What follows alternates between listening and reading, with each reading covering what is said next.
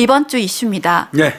교수님 강아지 키우세요? 혹시 애완견? 근데 지금은 안 길러요. 근데 나 강아지 오랫동안 길렀어요. 그 천방지축 저 코카스파니엘도 길러보고 미니핀부터 뭐 다 길러봤어요. 아 진짜 그러셨구나. 오래 길렀어요. 네. 저 처음 들었어요. 근데 이제 집사람이 천식이 많이 심해져가지고 저 이제 어느 순간 지금은 이제 많이 나아졌는데 예전에 이제 천식이 많이 심해져서 그때는 도저히 이제 기를 수 없어가지고 보냈죠. 네. 요즘에는 사실 애완이라는 말도 안 쓰잖아요. 그러면 반려견, 반려묘라고 많이 하는데요. 제 주변에도 정말 많이 키우거든요. 우리 김유희 프로파일러 길러요? 어렸을 때 키워봤는데 저는 집에 나가 있는 시간이 많으니까. 맞아. 네. 돌볼 수 없으면 아이들이 혼자 있으면 집안에서 스트레스 받아가지고 굉장히 힘들대요. 네. 그런데 그렇게 되면서 이제 동물권에 대한 관심도 굉장히 높아지고 있어요. 그렇죠. 근데 저희가 동물의 권리, 동물의 권리. 네, 그래서 그걸 동물권이라고 하는데 그리고 요즘 동물 학대에 대한 관심도 굉장히 그렇죠. 많습니다. 네. 그래서 저희가 몇 가지 사례를 좀 말씀을 드리겠습니다. 사례 하나 첫 번째입니다. 아버지와 누나 강아지를 죽이지 않으면 네가 죽을 거야라고 하면서 이 A 씨에게 환청이 들리기 시작을 했습니다. 환청이 들렸다고요? 그럼 네. 이 사람은 정상적인 사고를 가진 사람이 아니네. 네, 이 A 씨는 조현병을 앓고 있었는데요. 조현병. 네, 그래서 그 소리를 듣고 아버지를 목 졸라 죽였고 오. 반려견을 흉기로 찔러 죽인 후에 누나도 목 졸라 죽였습니다. 그래서 이 사람 조현병이었지만 존속 살해와 살인죄가 인정돼서 징역 20년을 선고받았는데요. 예. 그런데 분명히 흉기로 개를 반려견을 찔러 죽였는데 이 행위에 대해서는 어떤 처벌도 받지 않았다는 겁니다. 그러니까 결국은 뭐 이 사람을 살해한 네. 존속 살해죄 내지는 살인죄만 인정했고 그 과정에서 이제 동물은 빠졌다는 거죠. 네. 동물도 이 잔인한 방법으로 살해했음에도 불구하고 그게 이제 첫 번째 사례고요. 네. 또 두 번째 사례가 어떤 거였냐면 네. 어떤 이유로인지 모르지만 그 화가 난 사람이 무작정 여자친구 집으로 찾아가 가지고 집안에서 막 그 여자친구 집안 물건을 부수기 시작해요. 부수기 시작하다가 여자친구 또 머리를 발로 걷어차고 그러니까 여자친구 집에 가서 아주 난장 피운 맹이에요. 쉽게 얘기해서. 네.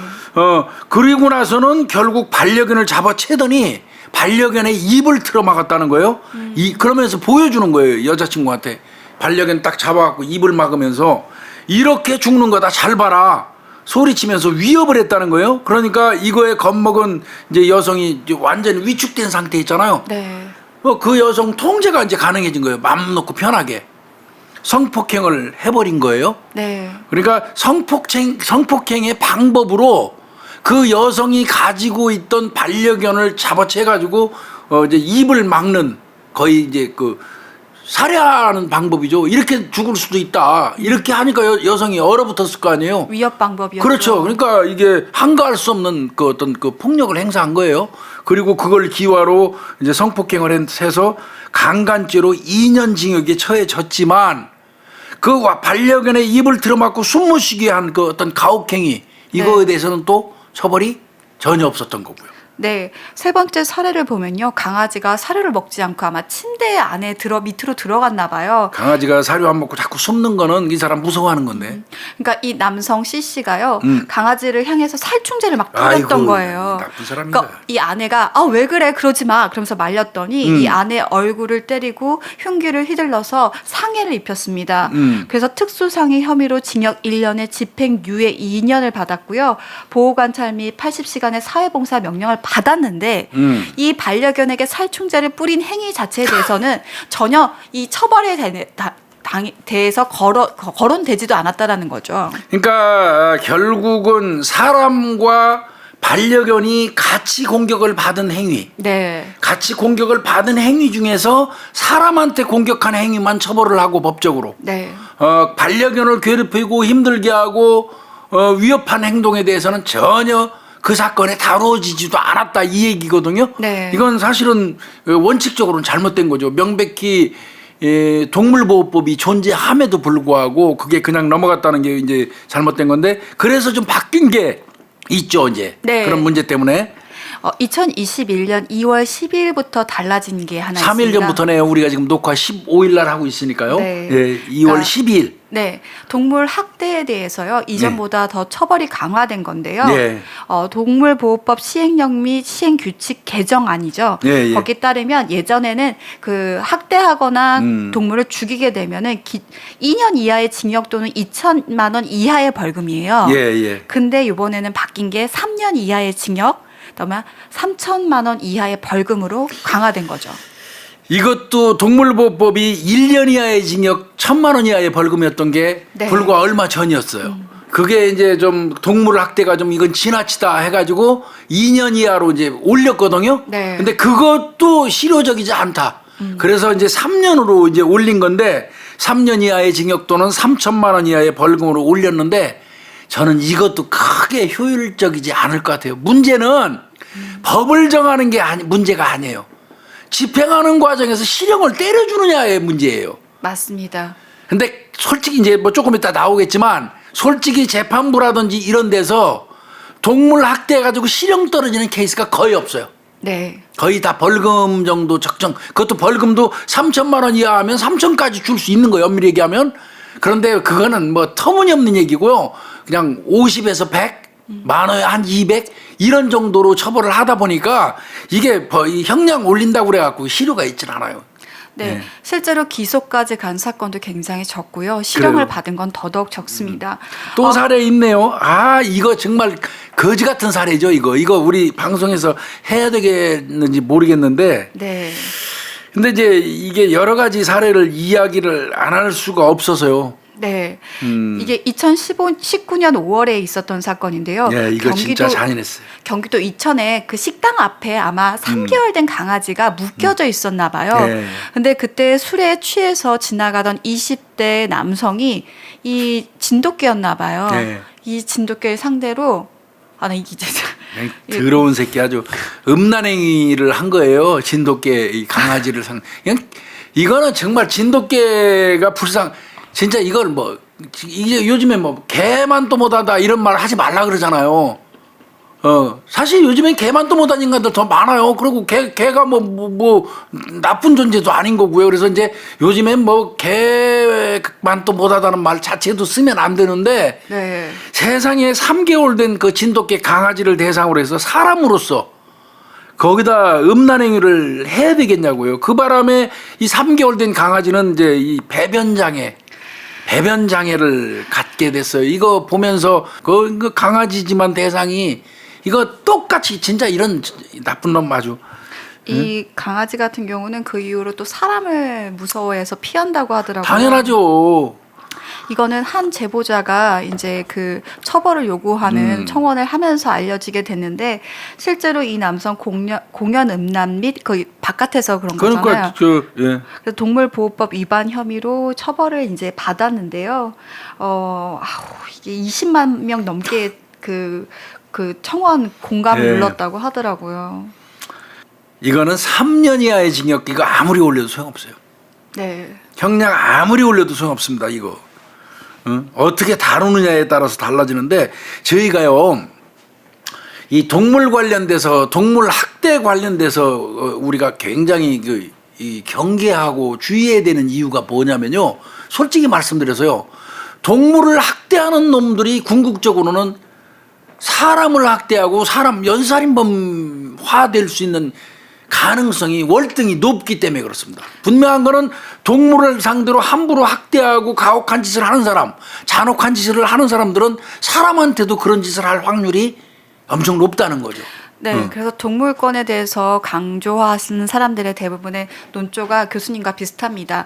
FBI에서는 그렇기 때문에 동물을 학대하는 사람에 대해서도 주의 깊게 봐야 되고 그 통계를 중요하게 생각을 하는데요. 그리고 중요범죄로 분류해요. 네, 예. 실제로 뉴질랜드에서 2012년에 연구가 있었는데 가정폭력과 그 동물 학대가 공존한다라는 결과가 나왔어요. 맞아요. 그래서 동물을 학대하는 것이 가정 학대를 하는 예측 가능성을 보여준다. 맞아요. 그래서 대체로 88%인가요? 예, 맞아요.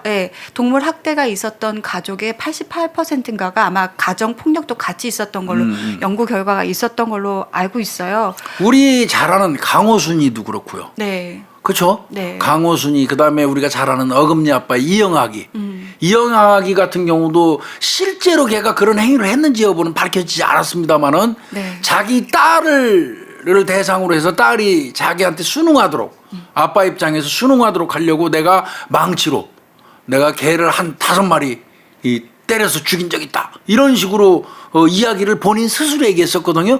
근데 저는 이영학이 충분히 그러고도 남을 놈이라는 생각이 들어요. 네. 그런 이영학이 강호순이도 그렇지 않습니까? 강호순이도 결국 개농장을 하면서 결국 본인이 개를 잡아가지고 그 식용으로 파는 과정에서 그 개에 대한 어떤 학대가 엄청나게 심했잖아요. 그리고 그 여성들 유인할 때는 개하고 사진 찍은 거 다 걸어놔가지고 여성들이 좋은 아저씨로 인식하고 차에 타도록 유도하는 수단으로 썼지만 본인은 정작 개한테 사료 안 줘갖고 개 겨울에 다 굶겨 죽이고 그랬잖아요. 네.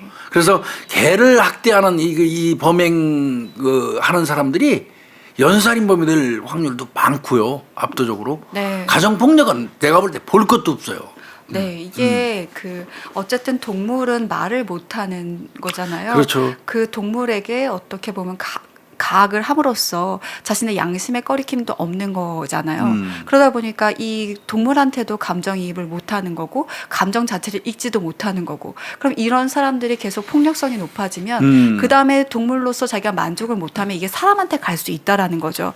그래서 동물의 권리를 주장하는 사람들의 대부분은 이게 동물에 국한되지 않다. 사람으로 확대된다라는 위험성을 경고를 하고 있습니다.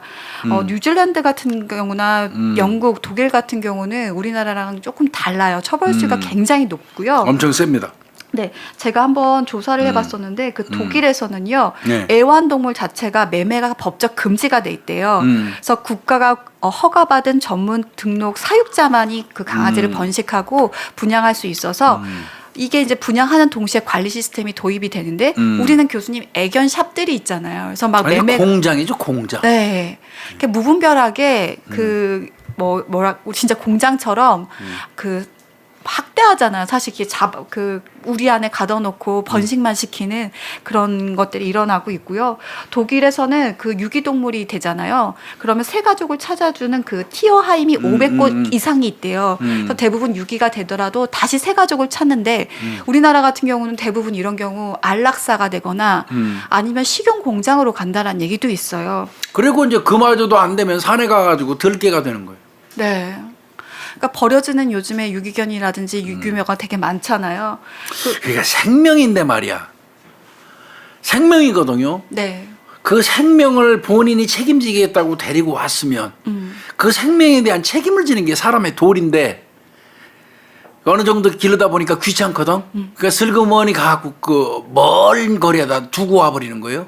그때부터 걔는 이제 유기견이 돼가지고 아까 말씀하신 것처럼 안락사 대상이 되거나 네. 아니면 식용으로 팔려가거나 아니면 이제 산으로 들어가서 들개가 돼버리는 이거는 정말 책임지지 못하는 행동하는 나쁜 사람들인 거죠. 그리고 교수님 저 진짜 깜짝 놀란 게 독일 같은 경우는요 동물법 전문 변호사가 있대요. 아니 당연히 있죠. 그래서 로스쿨에서 아예 동물법을 정규 과목으로 해서 공부를 한다고 하더라고요.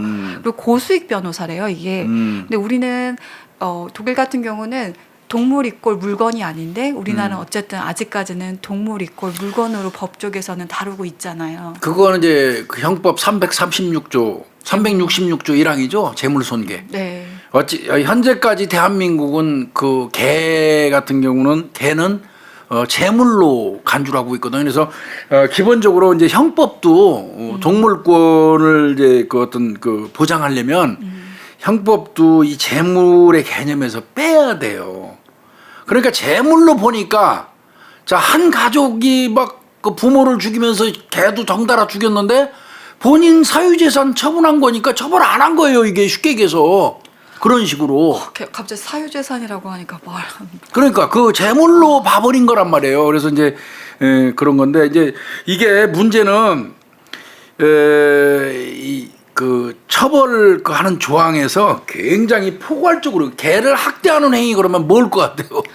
크게 이렇게 잡아버리면 개 함부로 학대 못하죠. 네, 그냥 되게 막연한 학대 행위들을 규정하고 있는 것 같아요. 그러니까 제가 이번 사례를 찾아보면서 봤더니 외국 같은 경우는 얘를 등록하지 않으면 강아지를 등록하지 않으면 그때부터도 벌금이 내려져요. 그 순간부터? 네, 그 자기의 반려동물에 대해서 어떤 행동들을 하지 않았을 때 가해지는 그 처벌이 벌금부터 뭐 징역 1년부터 징역 2년부터 굉장히 세분화되어 있거든요. 근데 우리는 지금 동물학대법 하나밖에 없는 거잖아요. 이게 동물에게 불필요한 고통을 주는 행위, 동물에게 불필요한 고통을 주는 행위라고 해가지고 포괄적으로 봐서 조금 전에 말씀하신 것처럼 방기하는 순간도 그것도 불필요한 고통을 주는 행위로 포섭하는 거예요. 선진국에서는. 네. 근데 우리나라에서 말하는 동물에게 불필요한 고통을 주는 행위는 구체적으로 딱 정해져 있어요. 몇 가지가 정해져 있냐면 봐요. 잔인한 방법으로 죽이는 행위. 두 번째는 공개된 장소에서 죽이거나 다른 동물이 보는 앞에서 죽이는 행위. 그게 두 번째고요. 세 번째로는 고의로 사료라든지 물을 안 주는 행위. 이렇게 한 3개 정도로 쪼개놨어요. 우리나라는. 요 행위 3개 이외에는 불필요한 고통을 주는 행위가 아닌 거예요. 근데 따라서 처벌을 못 하는 거예요. 근데 교수님 이게 다 죽이는 행위. 그렇죠. 우리는 거의가 죽이는 행위 쪽에 포커스를 맞춘 겁니다. 방기나 방치나 고통 주는 거 이런 거는 우리 동물학대, 우리나라 법상 동물학대에서 좀 벗어나 있어요. 와. 그래서 이거를 좀 아까 제가 말씀드린 것처럼 영국 같은 데처럼 동물에게 불필요한 고통을 주는 행위라는 그 어떤 포괄적인 개념을 적용을 해야 돼요. 그러면 불필요한 고통을 주는 행위 속에는 여러 가지가 있을 거 아니에요. 네. 방임하는 행위, 때리는 행위, 괴롭히는 행위, 꼬집는 행위 뭐 이럴 때는 포괄적으로 다 들어가 있잖아요. 그 자체가 처벌을 받는데 우리나라는 딱 정해져잖아. 잔인한 방법으로 도축하는 거. 다른 동물 앞에서 다른 동물 앞에서 하거나 공개적인 장소에서 죽이거나 뭐 그다음에 그 일부러 밥이나 물 안 주는 거 이 외에는 크게 동물 학대 쪽으로 안 보는 경향이 있는 거예요. 그래서 이걸 좀 바꿀 필요는 있다는 거죠. 실제로 어떤 사례를 하나 제시를 했는데요. 전기가 흐르는 쇠꼬챙이를 주둥이에다 갖다 대고 개 수십 마리를 죽인 사건이 있었습니다. 네. 근데 1심과 2심 재판부는 잔인한 방법으로 죽였다고 단정하기 어렵다. 그게 잔인한 방법이 아니면 어떤 게 잔인한 방법일까요? 그리고 한국의 동물보호법은 소유자가 동물을 죽이는 것을 금지하고 있지 않다라고 하면서 무죄 판결을 내렸다고 합니다. 그다음에 아까 말씀드린 그 이천 진돗개 수간 사건요. 네. 배변장에 왔잖아요. 그 강아지가. 네. 이거는 이제 동물보호법 위반으로 인정은 했어요. 그 수위는 점점 높아지고요. 동물 학대 건수도 굉장히 높아지고 있습니다. 2010년에 그 이은주 정의당 의원실이 입수한 경찰청 통계에 따르면 2010년에는 이 동물 학대 건수가 69건이었습니다. 예. 근데 2019년에는 914건. 한 10배 가까이 늘었네요. 근데 이게 재판에 넘겨진 사건은 304건밖에 없습니다. 914건 중에 네, 거의 304건. 그러면 3분의 1이네요. 네. 이마저도 대다수 벌금형 내지는 선고유예. 네. 그죠? 그러니까 이거 궁극적으로 이게 실형받은 게 10명이래요, 10명. 10명도 그나마 그전에는 없었어요, 전혀. 네. 고작 10명이 이제 실형을 받았던 것 같은데 이건 이제 따져보면 이 동물이라는 개념 속에 소유권과 재물로 인식하는 그 기준이 존재하는 한은 이 현상은 안 없어질 거예요. 네, 사실 지금 진짜 반려동물과 함께 사는 사람들이 엄청 많아졌어요. 근데 법은 정체되어 있다라는 거죠. 그냥 1년 뭐 1,000만 원 이렇게 높이는 수준에서 땜질하는 식? 약간의 그런 뭐가 사후 약방문 같은? 그리고 진짜 이게 뭐 우리가 진지하게 세분화해서 고민해야 되는 문제를 너무 그냥 사람들이 동물 학대에 대해서 계속 거론을 하니까 그냥 뭐랄까요, 눈 가리고 아웅하는 식으로 정말 그냥 조금씩의 그 처벌만 개선하는 정도인 것 같아요.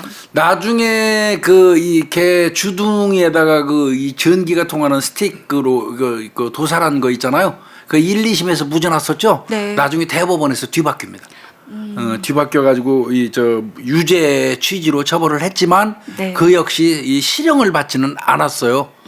그래서 이제 그런 부분 좀 봐야 되고 하여튼 분명한 거는 동물학대죄가 3년 이하의 징역으로 1년 상향됐다. 네. 그러니까 그 전에 종전에는 2년 이하의 징역 2천만 원 이하의 벌금이었는데 이제는 3년 이하의 징역 3천만 원 이하의 벌금에 처한다 하는 거 이제 상향 조정됐다 하는 거 좀 저희가 좀 말씀드리고요. 다시 말씀드리지만 법이 상향 조정돼도요 의식이 바뀌지 않으면 아무 필요 없어요. 그거. 네. 아무 필요 없어요. 저는 이번에도 그 뭐 우리가 디지털 성범죄에 관련돼서 굉장히 처벌이 높아졌잖아요. 사회 의식이라든지 국민에 대한 예. 국민들이 청원을 많이 하고 이런 부분들이 동물 학대까지도 좀 넓혀주면 좋겠다라는 생각이 듭니다. 그리고 동물을 이렇게 이제 우리는 이제 범죄학적인 측면에서도 봐야 되겠죠. 동물을 이렇게 함부로 하고 동물의 목숨을 좌지우지하고 함부로 하는 사람들 있잖아요. 그 사람들의 그 뇌리 속에 그 저변에 근간에 깔려 있는 거는 의식이 뭐냐면 생명경시풍조예요. 네. 살아있는 것에 대한 어떤 경외감이 없는 거예요. 그러면 그들이 할 수 있는 일은 동물을 넘어서서 언제든지 살아있는 생물인 사람한테도 공격은 있을 수 있다. 또 그리고 동물을 죽이면서 연습이 돼가지고 이 일정한 세월이 흐르다 보면 무감각해져서 생명에 대해서 무감각해져서 사람한테 공격하는 것도 대수롭지 않게 느낄 수 있다.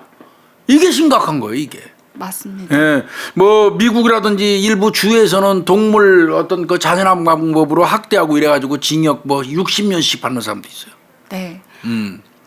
이게 동물이 학대할 때 가만히 있는 게 아니잖아요. 얘네들도 울고 그다음에 짖고 자기의 감정을 표현하거든요. 그러면. 근데 그 감정을 표현하는 것에서 그 학대하는 사람들은 멈추지 않는다라는 거예요. 그걸 보면서 더 소리 지르도록 더 괴롭히고 더 그 강도 수위를 높여간다라는 것은 이게 자기들 안에서 그럴 때 쾌감을 느끼고 자기네들이 우위에 서 있는 우월 의식을 느끼게 된다라는 거죠. 근데 그게 점점 어디까지 갈 수 있느냐, 사람한테까지 갈 수 있고 그것이 점점 더 잔인해질 수 있다라는 게 지금 어떻게 보면 범죄적으로 되게 중요한 이유인 것 같습니다. 이제 물론 이제 일부 이런 사람들도 없지 않아 있기는 해요. 애니멀 포비아라고 그러죠. 우리가 이제 애니멀 포비아라고 일반적으로 얘기하는데 그런 사람들 동물을 불필요하게 생각하고 동물이 무서워서 오히려 공격하는 성향을 가지는 사람들도 있어요. 그럼 그 사람들 그 애니멀 포비아 현상을 가진 사람들의 어떤 그 머릿속에는 예전에 동물로부터 공격당했던 두려움이 그 존재해서 그 두려움을 회피하는 방법으로 역으로 공격을 하는 케이스가 있기는 해요. 그래서 애니멀 포비아 현상의 원인을 보는 그 몇 가지 요소 중에 그건 들어가긴 들어가요. 공격을 받았던 기억 때문에 오히려 가까이 오지 못하도록 동물을 그 공격하는 현상도 있기는 해요. 근데 그 사람들을 이해한다는 건 아니지만 그 사람들은 어떤 무작위로 그 동물에 대한 어떤 생명 동물권 그 동물의 생명을 경시하는 의식 구조를 가진 사람들은 아니에요. 그런 사람들은 이제 그거는 구분할 필요는 있어요. 그거는 저희가 지금 앞전에 얘기했던 수간을 하질 않나 입을 막 틀어막질 않나 이렇게 못된 짓 하는 사람들 그거는 명백히 생명경시풍조 처벌 진짜 세게 받아야 할 사람들이에요. 근데 이제 언젠가 동물로부터 공격당했던 그 어떤 기억 때문에 오히려 동물이 가까이 다가오면 다가오지 못하도록 역으로 공격하는 그 행위 그것도 정도껏 해야겠지 물론. 네. 다가오지 못하게만 해야 되는데 더 나아가서 동물을 아주 엄청나게 공격해가지고 그 피해를 주기면은 안 되겠죠, 그것도. 근데 이제 그거는 좀 구분할 필요는 있어요. 동물이 막 다가오니까 내가 막 무서워서 뭐 절로 가고 막 뭐 앞에다가 막 뭘 이렇게 던진 거. 이 행위를 동물 학대라고 딱 단정 짓지는 못해요, 그거는. 경찰에 그게 신고가 돼서 들어와도 조사하는 과정에서 보면 그런 경우가 왕왕 있어요. 동물 애니멀 포비아 현상 중에 동물로부터 공격당했던 기억 때문에 하는 사람들 그 사람들하고는 좀 구분할 필요는 있습니다.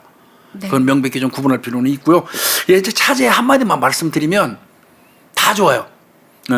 반려견 이제 애완견 소리 안 하죠. 반려견 집집마다 다 기르고 저도 오랫동안 길렀던 사람이고 그걸 기르는 거 다 좋은데 동물을 기르면서요 반드시 같이 가야 될 게 있어요.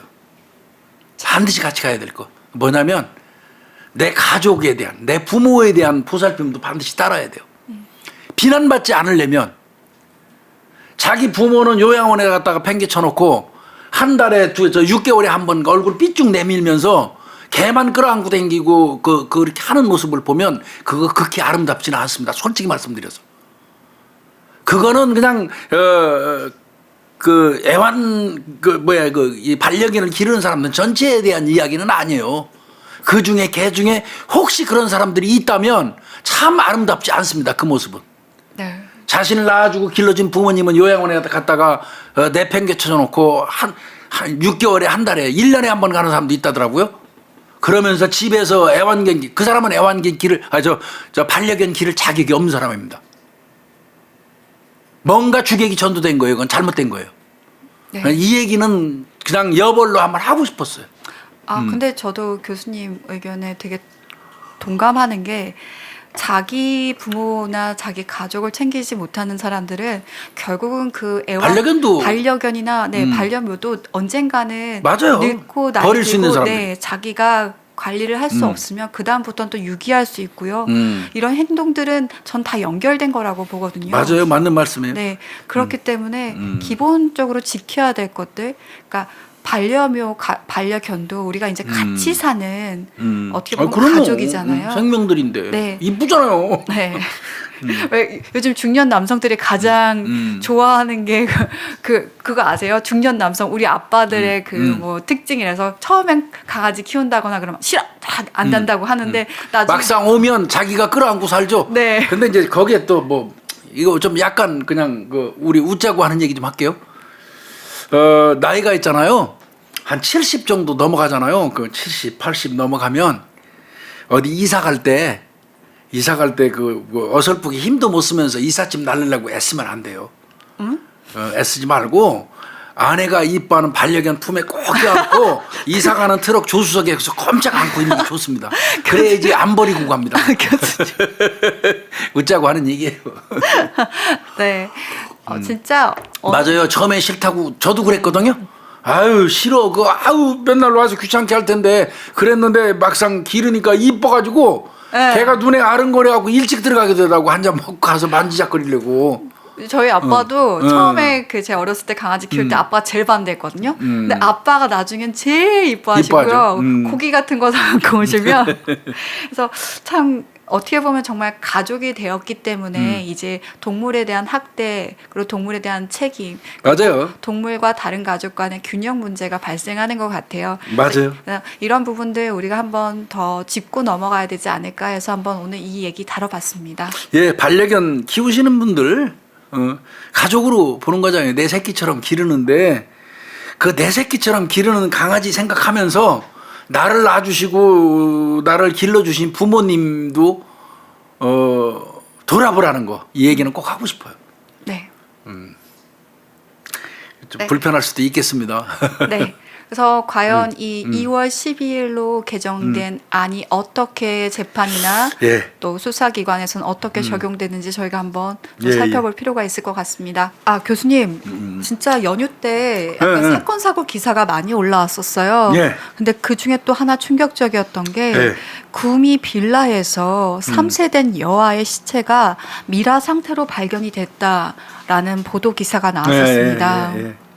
아이가 굶어서 사망했더라고요. 근데 사실은 이 주제는 물론 이번 주에 굉장히 그 언론 보도에 많이 나왔고 관심을 가지실 분들이 많을 것 같은데 솔직히 제가 처음에는 선정 안 했어요. 네. 이거 일부러 안 한 이유가 너무 아파서 못 하겠어요. 정인이부터 시작해가지고 너무 많으니까 거기다 어린이집에서 아직도 정신 나간 어린이집 교사들이 아이들 학대하는 거 이런 게 막 계속 뜨고 그러던 와중에 이게 또 뜨니까 이제 국민들이 집단 스트레스 받기 시작했단 말이에요. 이 부분에 대해서. 그래서 이거는 선정 안 하고 그냥 갔으면 좋겠다 했는데 추가 기사가 좀 떴어요. 네. 그래서 요거는 김유희 프로파일러 간단하게 짚어주고 깊이 가지 말고 털어야 될 것 같아요. 네. 좀 너무 아파요. 이건 설명드리기가. 네. 속상하고. 아까 말씀드렸잖아요. 그 구미 빌라에서 3세 여아가 이제 그 발견이 됐는데 이 친모가 그러면서 구속이 됐습니다. 예. 이게 14일 날 그 A 씨가 어쨌든 구속이 됐는데 이게 어떻게 발견이 됐냐면 A 씨 부모가 이 숨진 아이에게는 외할머니겠죠. 외할머니죠, 외할머니. 네, 그 아마 그 빌라가 오랫동안 비어 있었나 봐요. 네. 그러니까 그 빌라 집 주인이 아니 계약 기간 만료가 됐는데 이 A 씨 여성과 연락이 안 된다.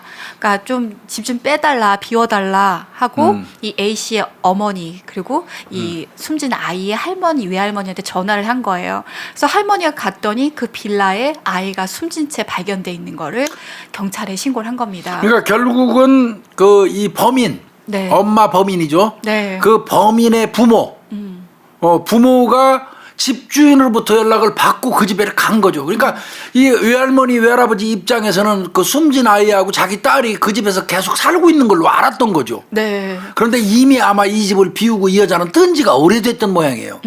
그 상황에서 아이는 그 아사한 것 같습니다. 아사. 쉽게 얘기해서 굶어서 죽은 것 같아요. 그러니까 이제 집주인이 집 비운 지가 오래됐다 그러니까 무슨 얘기예요? 우리 딸이 지 딸하고 지금 잘 살고 있는데 아이하고. 연락이 되지 않는다. 전화도 안 받고 집주인은 빨리 집 비워 달라고 한 거예요. 이게 참. 근데 알고 봤더니 이 빌라에서 그 이제 엄마가 나간 지 6개월이 넘은 거예요. 6개월이 된 거예요. 어린아이 두고 말이야. 네, 그러니까 6개월 동안 이 아이는 그 집에 혼자 방치가 돼 있었는데 뭐 아직까지는 정확하게 아사인지 아니면 학대가 어떻게 있었는지에 대해서는 그렇죠. 네, 정확하게 밝혀지지 않았지만 부검해봐야 할 것 같아요. 네, 그 부검이 아마 11일 날 그러니까 18일에서 21일 날 그 아마 부검 결과가 나올 거라고 해요. 엄마가 20대라면서요. 20대 초반입니다. 어린애가 애 낳아가지고 결국 예. 그래서 그렇다면 아이한테 아이를 왜 그렇게 방치했냐. 이제 일단 이 친모 A 씨의 발언은 이렇습니다. 자기가 전 남편에게서 아이를 이제 아이 낳는데 전 남편의 아이다 보니까 내 아이가 미웠다. 지 아이도 되잖아요. 네. 근데 보기 싫었다. 그래서 아이 너무 키우기도 힘들고 친부하고 헤어진 지도 오래돼서 그냥 나 아이를 두고 거기다 나와버렸다. 그러면 걔는 어떡하라고 이 짐승이지 이게 사람이야 이게. 근데 아까 외할머니 외할아버지 있잖아요. 그 집에는 다른 가족들한테는 나 이 아이랑 같이 잘 살고 있어요 라고 하는 것처럼 아이와 같이 사는 척을 했단 말이에요. 그리고 저 국가에서 주는 양육수당은 꼬박꼬박 받아 챙겨대는 거 아니에요. 월 20만 원 나온대요. 그걸 꼬박꼬박 받아서 쓰고 있었던 거죠. 이게 본인도 그렇게 얘기했네. 아이는 빌라에 있는 걸로 알고 있다. 근데 아마 죽었을 거다. 이게 애미가 할 얘기예요 이게? 교수님 6개월 전이면 가을부터예요. 너무 추운데 밤 되면 이 사람의 이게 이거 똑같이 진짜 할 수만 있다면 똑같이 6개월 동안 그냥 깜깜한 방에다 처박아놨으면 좋겠어요. 난방도 안 된대래요. 난방도 안 된 방에서 아이 그냥 놔뒀으면 이 아이가 깜깜하고 춥고 한 상태에서 어린애가 얼마나 고통받고 사망했을까요? 3살짜리 어린아이가. 근데 이 여성 너무 황당스러운 게요. 자기 아이 또 못 돌보면서 또 아이가 있답니다. 다른 남성과 사이에. 이제 그 아이 버리고 나가가지고 네. 다른 남성하고 사이에서 이제 애를 또 하나 낳은 거죠. 근데 이거 친아빠한테 지금 연락이 됐나요? 네, 지금 바로 추가 기사가 그건데 친아빠하고 연락이 됐대요. 그래서 친아빠도 오래전에 나가서 연락이 두절된 상태였는데 이게 친아빠의 DNA 어차피 아이와 어차피 확인해 봐야 돼. 네, 확인해야 돼서 이 조사를 할 예정이라고 하더라고요. 이건 정말 이게 하도 이런 게 많이 있어갖고 불편해서 말씀 안 드리려는데 진짜 우리나라 이거 왜 이러죠? 정말 왜 이러죠 이거? 저 교수님 어떻게 아이가 두고 올 수 있는지 모르겠어요. 자신이 키울 수 없으면. 그러니까요. 이건 아마 20만 원씩 매달 받아 처먹는 돈은 생각했겠죠.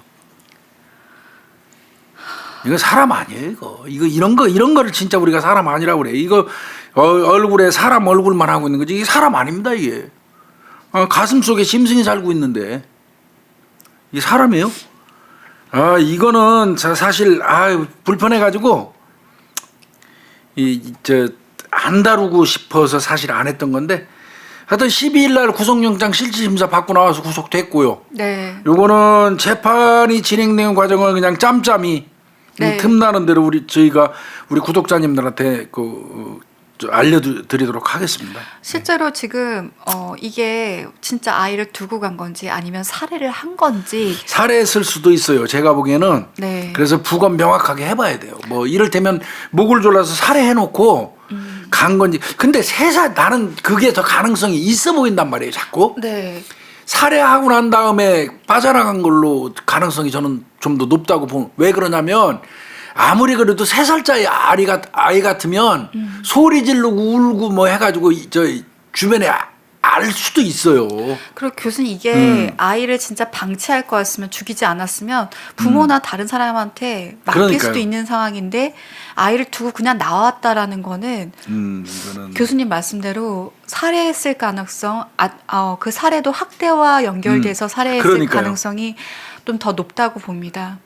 아이가 거의 미러화돼 있는 것 같더라고요. 그러니까 이거는 아마 부검을 해가지고 명확하게 근데 바뀌는 건 없어요. 솔직히 바뀌는 건 없습니다. 어차피 이건 살인이에요. 지가 뭐 방치해서 아이가 사망했건 살해하고 나서 도망갔건 이거는 뭐 어차피 그 살인죄 의율이 될 텐데. 네. 아이가 3살짜리 아이가 그 추운 그 골방에서 굶주려 가지고 추위에 떨면서 서서히 죽어간다는 생각하면 너무 가슴이 아프거든요. 그래서 자꾸 그런 생각도 좀 들어요. 진짜 최근에 이런 사건이 좀 많이 네. 나오는 것 같아요.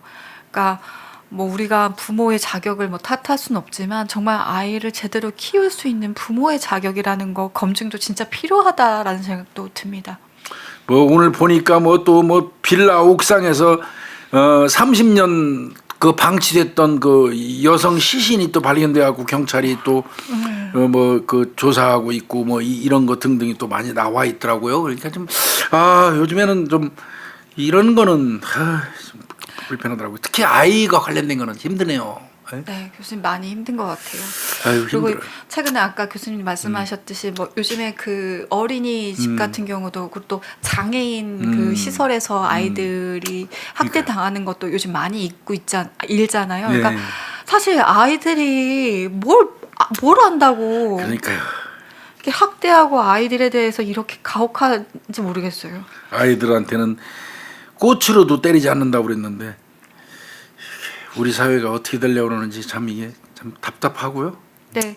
그래서 지난번에 정인이 사건도 아동 학대 치사가 아니라 살인죄로 의료를 해야 된다라고 했었잖아요. 네. 이제 이런 사건에 대해서 강력하게 처벌하고 정말 살인죄로 우리가 우유를 했으면 좋겠어요. 살인죄로 가는 것 같아요, 이제. 네. 예, 추세가 이제 그렇게 가는 것 같아요. 네. 교수님 마음 아프지만 예, 여기서 이건 간단하게 그냥 그 브리핑하는 수준으로 끝내겠습니다. 예. 네.